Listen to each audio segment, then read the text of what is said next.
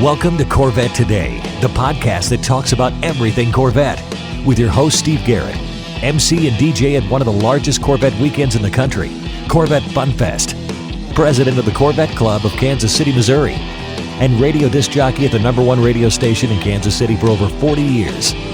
Here's Steve Garrett.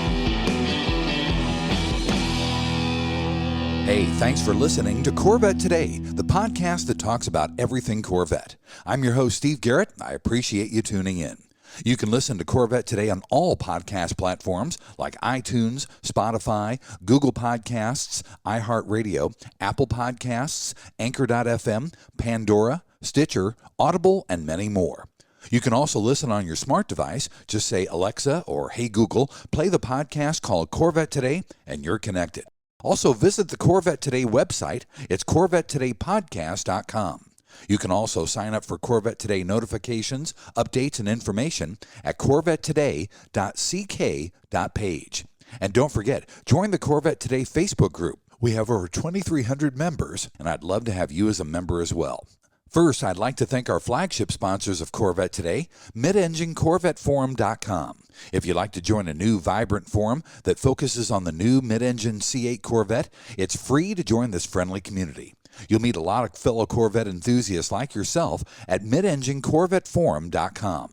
Another new flagship sponsor of Corvette Today is E-Tech. E-Tech is the expert and leader in custom flooring. Whether it's your garage floor, basement, patio, or front steps of your home, or a professional workplace, E-Tech is 4 times stronger than epoxy and comes with a 15-year warranty. There are hundreds of different patterns to choose from, and installation is completed in 1 day. You can walk on your floor in 24 hours. Call for a free estimate at 913-745-3732 or visit etechcustomcoatings.com.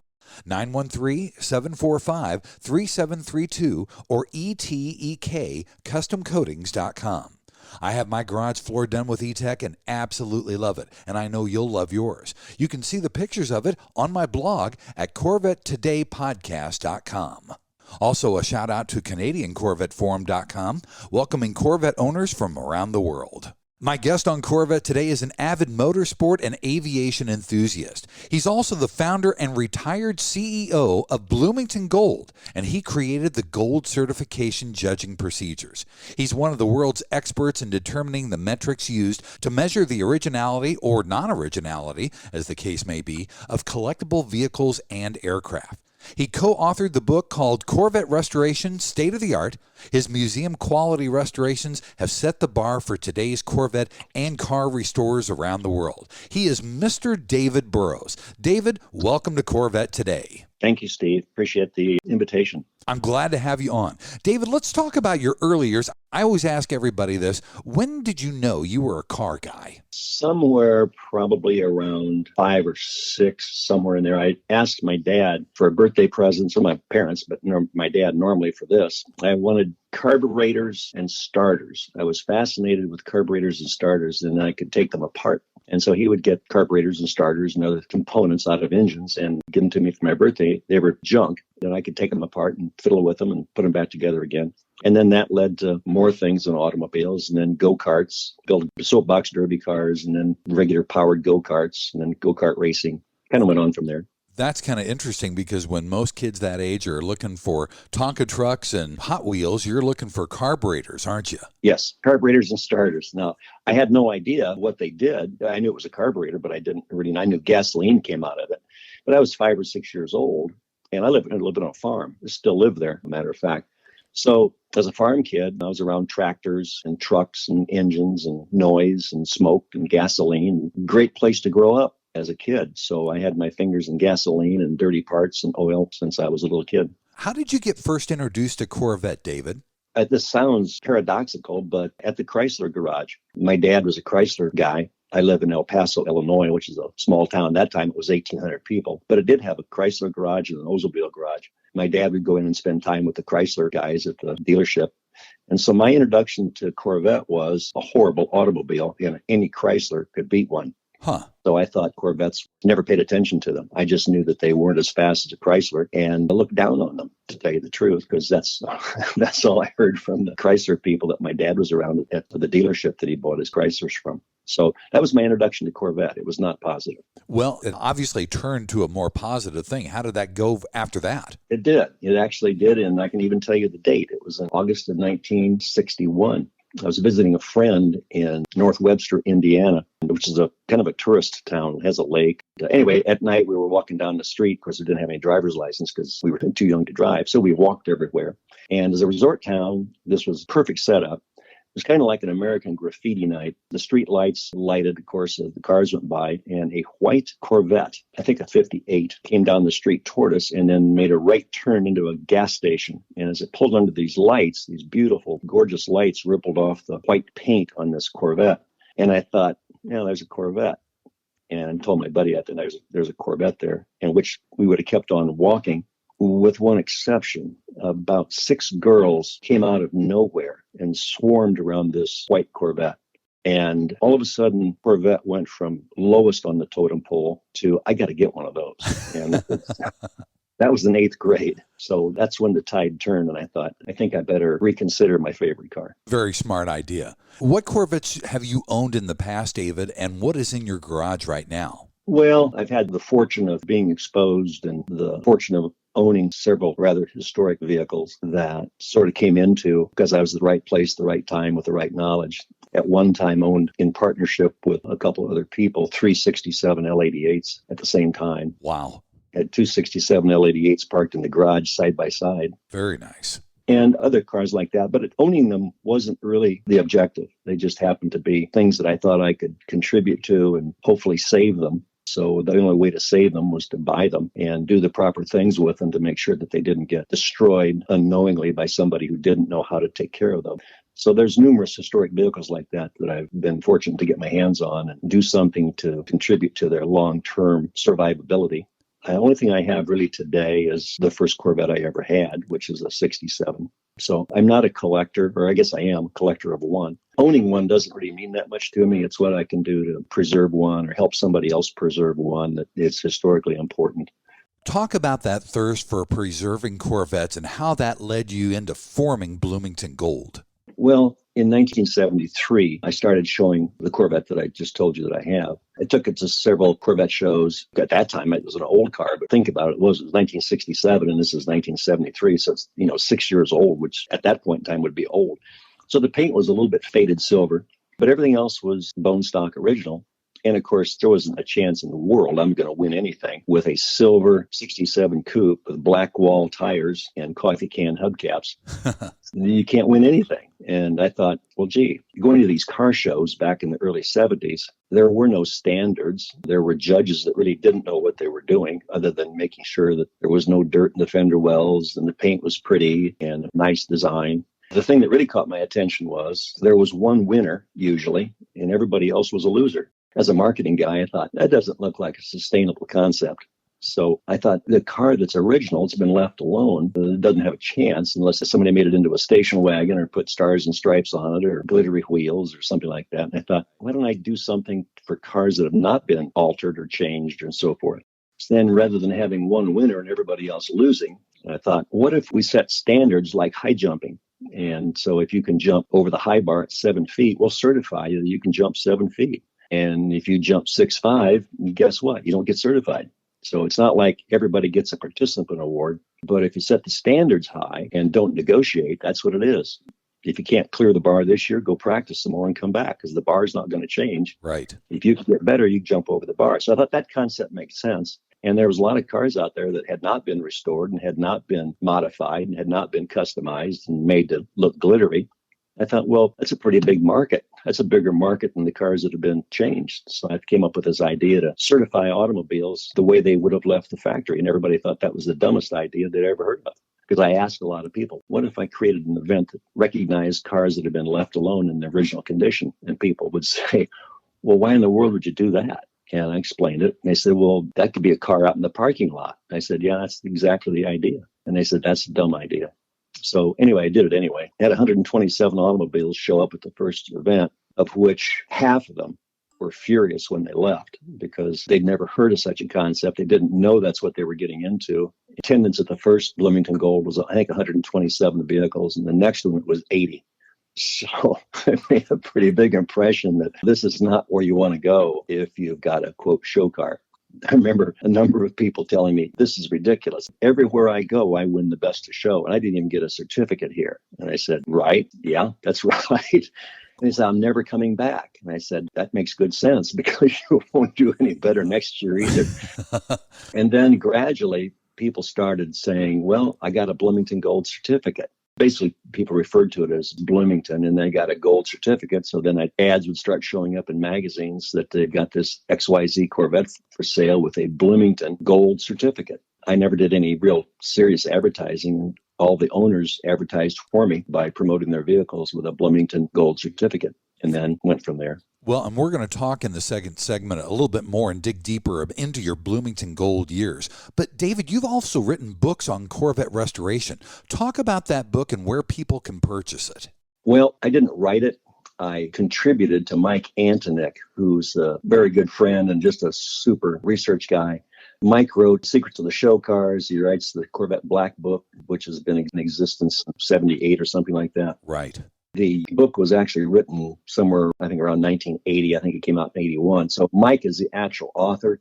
I gave him the content. We did it for multiple times, and I took all the photography. And the book's Corvette Restoration-State of the Art, as you mentioned, and it was the documentation of the first Corvette ever to have been done, to my knowledge. And not just the first Corvette, but I think the first automobile on which a book was written about how to document what a vehicle looks like, and then to be able to restore it to exact factory look, which included scratches, scuff marks, blemishes that are all factory produced, that are documented both through photography of the vehicle before it was taken apart. And also, I've got quite a background at the Corvette plant in St. Louis, where I knew how the product was built and was there and studied it and recorded it. So the book was sort of a groundbreaker to show people how it could really be done if you really want to do an accurate or authentic restoration to a factory production. Very nice. It was so long ago, and it's almost 40 years ago that we wrote that. Of course, it's, I think, long out of print, but you can still get it on Google. I think you can still look for it, probably $50, $60, $70. You can probably buy a copy. Great. And you're also an accomplished pilot. Talk about how that got started, when you soloed, when you got licensed, and when you even became an instructor. Well, I got interested in airplanes before automobiles. I think I started with automobiles maybe at 5 or 6. Started with airplanes when I was probably 1 or 2. So by the time I was 6, I'd built 100 flying airplanes, model airplanes. I never remember lifetime without being fascinated and involved with airplanes of some sort. Being grown up on a farm, it was kind of a remote thing because there's no airplanes around here. But I had great space to build airplanes and fly them, rubber band powered and engine powered and so forth.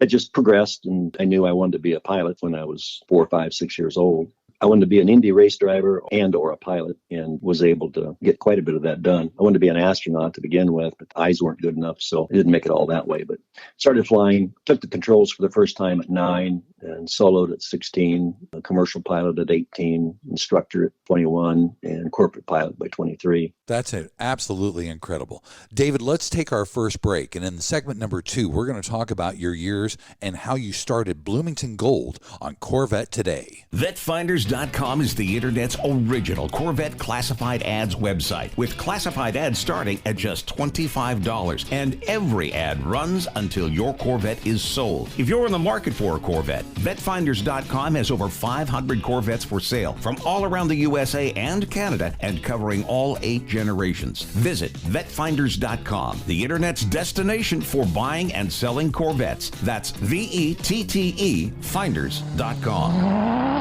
Yogi Berra once said, if you don't know where you're going, you'll probably end up there. At True Wealth & Company, we take that to heart. See, at True Wealth & Company, we believe your retirement lifestyle travels through 2 doors. Door number 1, the blue door, gives you more options, financial freedom. Your money outlives you. Every happiness you wish for in life is through the blue door. Door number 2, the red door, is where you outlive your money. You rely on family, friends, or even the state to take care of you. At True Wealth & Company, we're not just financial planners. The best way to walk through the blue door is to have a written plan. Make a work optional lifestyle a reality with our proprietary True Life Map formula. Look towards your future with anticipation, not apprehension. Having a rock-solid fiduciary partner like True Wealth & Company is essential to effective financial planning. There's no winging it. There's nothing left to chance. Look, we don't want you to become another Yogi Berra-ism. Give us a call today at 913-653-TRUE. Visit us online at retirewithtrue.com. Start your financial independence and work optional lifestyle today. 913-653-8783. Visit us online at retirewithtrue.com. Investment advice offered through True Wealth & Company, LLC, a registered investment advisor in the state of Kansas. This is the Corvette Today podcast with Steve Garrett. Thanks for listening to Corvette Today, the podcast that talks about everything Corvette. I'm your host, Steve Garrett. With me today is David Burroughs, the original owner and founder of Bloomington Gold. As a matter of fact, in this second segment, we're going to talk about David's Bloomington Gold years. David, we touched on this in the first segment, and I really like the way you made the concept of Bloomington Gold where you're not judging against somebody else's car, you're judging against a set of standards. Talk about those standards and the level of certification of different things that you can win for Bloomington Gold. Okay, well, to begin with, the standards are based, as we said earlier, on the vehicle as it left the assembly plant. And that's reasonably documentable because there were plenty of vehicles around that we've got photographs of, brand new, understanding the plant. So first off, you can't really have an award for something unless you have standards that are documented. So the standards came from how close is the restoration or the preservation of one of these vehicles that you bring to Bloomington Gold. How close is it to the way it left the assembly plant in terms of the configuration, the originality, the condition, and also the technical operation? And kind of back to grade school days and report cards, which is where I took the concept, I thought anything that would be within 95% or greater would be a gold level certification. So that would be gold certified. If it was preserved or restored to between 90 and 94% of factory authenticity, then that would be a silver level of certification. And anything between 85 and 89, which would be equivalent to a C, according to the way I got my grades in grade school, that would be a bronze certification. So if you came there the first year and you got everything pretty close, but not quite, and you got a 93%, which is really good, you would be silver certified. And you could quit, or you could come back and make the corrections, which we would hopefully point out to you what you could do to bring it up. So it was about educating as much as winning a prize. The whole objective was to preserve these vehicles, or at least restore them accurately, so we don't lose them to history. And then you could come back the next year and you made your improvements, hopefully. And then guess what? You got a 96%. It's gold certified. And then, of course, some people say, well, I want to go further than that. I want to get 100%. Well, come back as often as you want. You can go as high as you like. But no matter what you do, you're not going to get anything higher than a gold certificate, period. That's it. So it did away with the I'm better than you are. You're all good. So if you all can jump the 7-foot high bar, well, you all get a certificate. If you jump the 5-foot bar, you're going to get a silver certificate, and so on. So that really wasn't that complicated for people to figure out, and it caught on. It became something more important than winning a prize. The important thing was that you got to learn some things from people who really did know what they were talking about, because the other secret to this is you have to have people out there who are doing the judging. They have to have standards against which to judge, which before this, nobody had any standards. Everybody just made it up as they went along. So we had judges that were trained properly, had to have people skills, and then the owners could come there, enjoy themselves, not worry about beating the next person. All they had to worry about was, can you get within a very, very close tolerance of what it looked like when it left the factory? If you had a custom car, by definition, we're not going to do that because that's antithetical to what the whole point of Bloomington Gold was. So we did it for the first 2 years. We had custom cars in there. In my opinion, it diluted the whole point and confused people about what we really stood for. So that didn't last very long.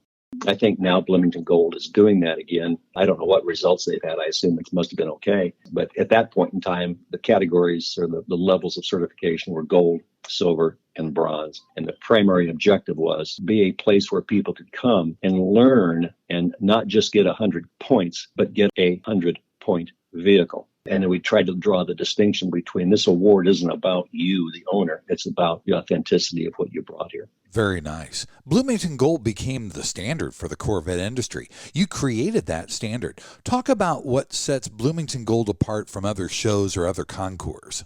This is my personal opinion. This is me speaking, nobody else. I don't like car shows. I don't find them necessarily productive. I find them entertaining. but I don't find them productive, and I oftentimes don't find any real great amount of learning that goes on. It's more entertainment, which is fine. I just wasn't interested in entertainment. I was interested in helping people learn. If they wanted to, they could learn how to preserve things or at least restore things accurately. That's all it was designed for. And people determined whether they liked that idea or not. And if you didn't like it, there's plenty of other car shows you can go to, and that's where you should go. So it's kind of like, anything in marketing, you have to stand for something. As long as you can appeal to a market that's good enough to support the operation and make a profit on top of it, that's what you do. And that's another thing to mention. Bloomington Gold was never a club. It was a business. It had to be a business because we had a lot of expenses. We paid the judges' expenses. We paid for uniforms. We paid for a lot of things, rental of the properties. So it was a true business. It was not political. There was a board of directors, but they weren't elected. It was pretty much dictatorial. I found the people that were competent as financial people or as operations people or tech people, whatever we needed, and paid them well. So it's not a membership organization. It was a true business created to teach people and give people an incentive to come there. And hopefully everybody would have a good time and enjoy it and get an education out of it. We added other events around it to make it more entertaining as well. You also sold Bloomington Gold at some point, David. Talk about your exit, what came next, and who did you sell it to? There were some other people in the organization. I came into it in 78. It was a swap meet and had some judging, but the judging was very disorganized and a lot of politics. And I don't like politics. I don't like disorganization. So I made a suggestion to the people there then that I got this idea called certification. They thought that was okay. That's where it was introduced, was in 78, but it wasn't called Bloomington Gold. It was just called Gold Certification. The marketplace called it Bloomington Gold. They got a Bloomington Gold certificate. So then I branded it, the actual show then, Bloomington Gold. Anyway, that was in 78 that it started. Gold certification was in 78. In 83, it was rebranded Bloomington Gold, where a lot of other events came into play, special collection, road tours, restoration workshops, all kinds of other ancillary events for entertainment and education. And then in 1994, some of the other people that were involved with it with me thought that they could run it better than I could. So they decided to buy me out. I gladly took their check. Well, I never left. I'm a professional market research guy with a big company and got out of it at that time. And I was gone for 10 years. Dana Meekum bought it in 1997, I believe. And then he asked me to come back and run certification because he was busy with the auction. And then a little later, he asked me to come back and actually run Bloomington Gold. And so I was gone for 10 years, came back for 10 years. And then Guy Larson bought it from Dana. So I wasn't needed there anymore for that. So Guy bought the brand, bought the show, and then he's the owner and CEO. So then I left that. I was retired at that point from my professional career. And at that point, I branched into other ventures in authentication. And we're going to talk about that in segment 3. Actually, we've had Guy Larson on the podcast. He was the first podcast in 2021. But let's you and I take our final break, David. And in segment number 3, we're going to talk about your current company on Corvette Today. American Hydrocarbon, your one-stop shop for custom interior, exterior, and engine bay items for your C4 through C8 Corvette. We can help you create a custom look for your Corvette with carbon fiber or 10 different color patterns and styles. We've served customers in over 28 countries all around the world. Whether it's a custom-made engine cover for your new C8 mid-engine Corvette or custom-made C4 interior upgrades, American Hydrocarbon can help you transform your Corvette into a best-in-class show car. Our products have been featured in Vette and Corvette magazines, so give us a call. 813-476-5638. That's 813-476-5638. Visit our website at AmericanHydrocarbon.com or email us at pat@AmericanHydrocarbon.com. Let us help you make your Corvette the car you've always wanted it to be. American Hydrocarbon. KC Trends Motorsports has been the Midwest's largest custom wheel superstore for over 25 years. They specialize in C8 wheel fitments from the top brands in the industry like HRE, Vossen, ADV1, Avant-Garde, and more. They ship daily from their Kansas City location to all upper 48 states with the best pricing and inventory in the country. Need tires? KC Trends Motorsports has you covered. They have tires in stock from Michelin and Pirelli. Plus, they can help you with a customized wheel and tire combo for your Corvette to truly make it one of a kind. And if you need wheel ideas, no problem. Simply go online to kctrends.com for their car and wheel visualizer. See the wheels on your Corvette before you purchase. Also, there's dozens of wheels and tire combo pictures to look through online to spur your imagination. And their expert staff is there to help you with wheel and tire sizing and offsets for your C6, C7, and C8 Corvette. Visit them online at kctrends.com. See them on Facebook and Instagram. Make any Corvette a one-of-a-kind with KC Trends Motorsports. Call them toll-free, 877-962-5200. KC Trends Motorsports. And now, back to Corvette Today with your host and my husband, Steve Garrett. Hey, thanks for listening to Corvette Today, the podcast that talks about everything Corvette. I'm your host, Steve Garrett. With me today is the original founder of Bloomington Gold, Mr. David Burroughs. In this third segment, we're going to talk about David's current company called Pruvit. David, your passion for originality brought you to start this company called Pruvit.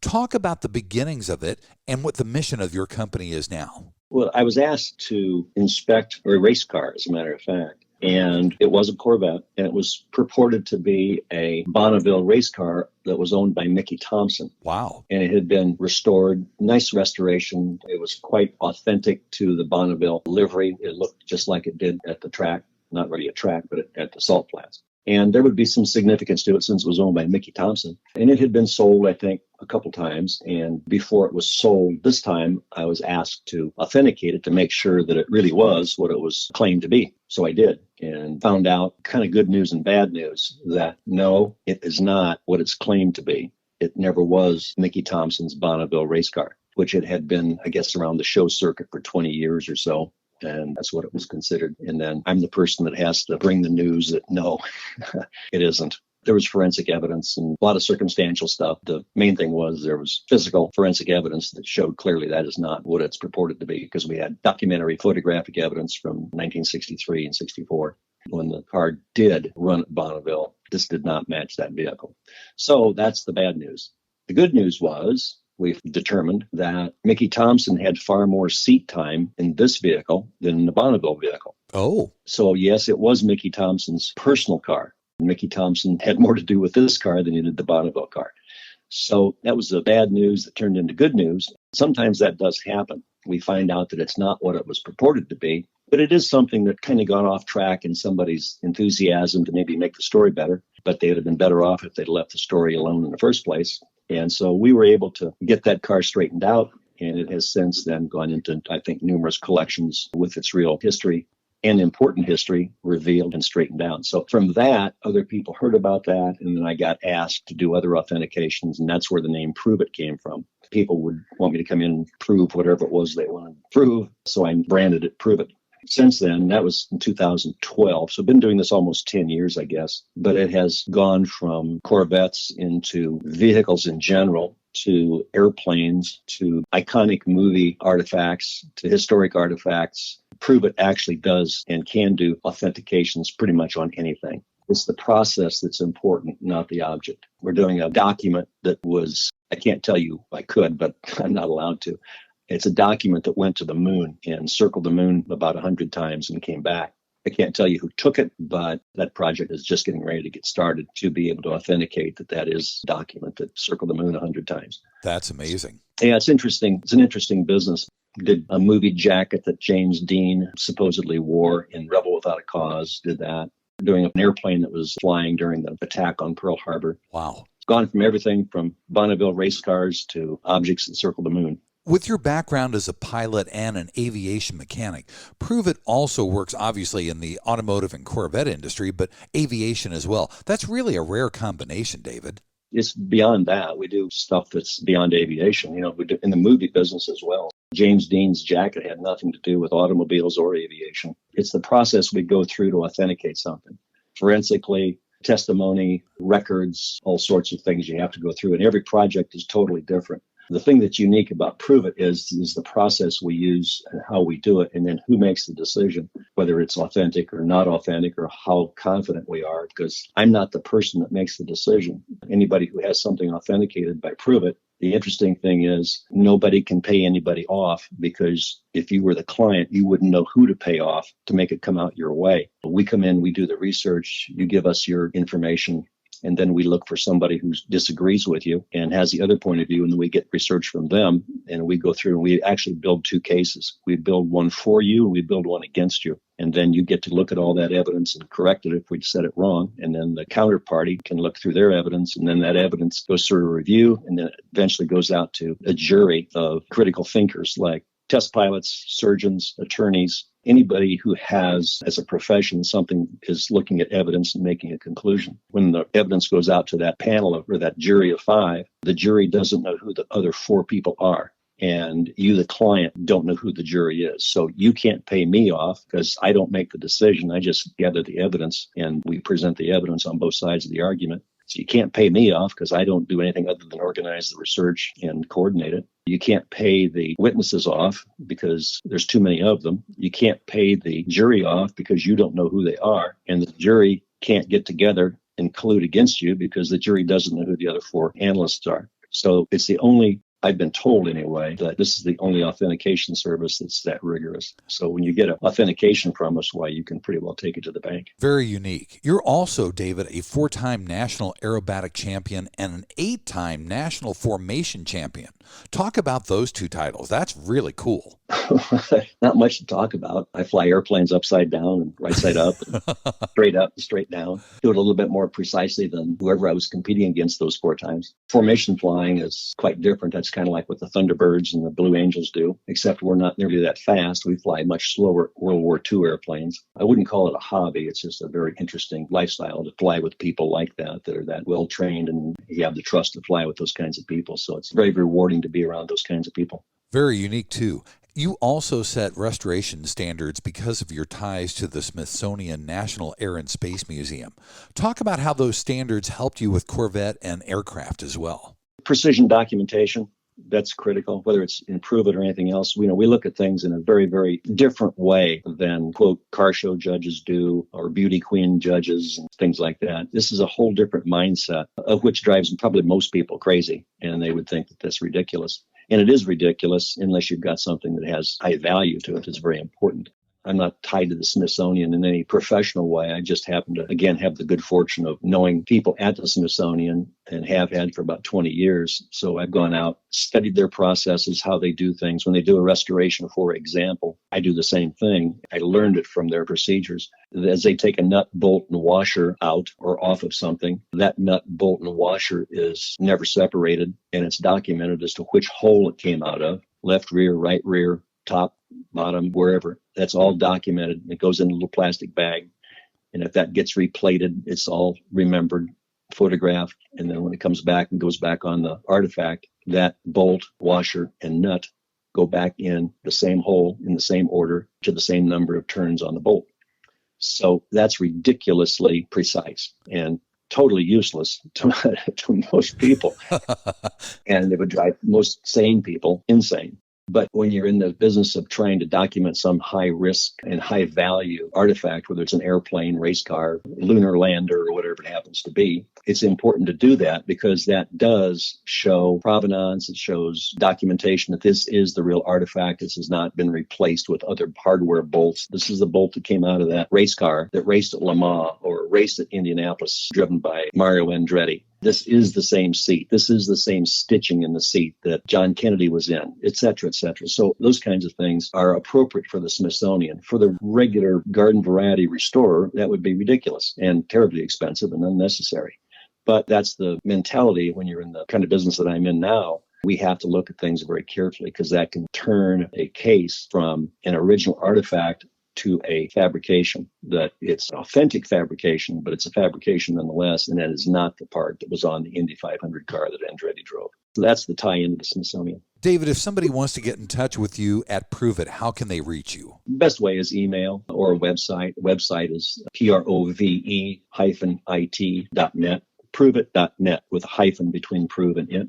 That sounds good. David, thank you so much for being on Corvette Today. The stories were just amazing, and best of luck with Pruvit. Thank you, Steve. It was a pleasure. Thanks for listening to Corvette Today, and thanks to our sponsors, American Hydrocarbon at AmericanHydrocarbon.com and KC Trends Motorsports at kctrends.com. And don't forget E-Tech Custom Coatings at etekcustomcoatings.com or call 913-745-3732.